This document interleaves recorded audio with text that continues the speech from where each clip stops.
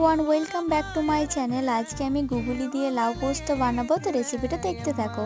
তো এই লাউটা কতটা সুন্দর দেখতে, একদম দিল আকৃতির মতো। কাটতে একদমই ভালো লাগছিল না, বাট কেটে ফেলেছি। একদম ফাইন চপ করে নিয়েছি আমি। তার সাথে আমি আঙুলটাকেও খুব সুন্দরভাবে ফাইন চপ করেছি। গুগলিটাকে আমি আগে হলুদ দিয়ে ভেজে নিয়েছিলাম। দিয়ে দিলাম তেল, পাঁচফোড়ন আর তেজপাতা।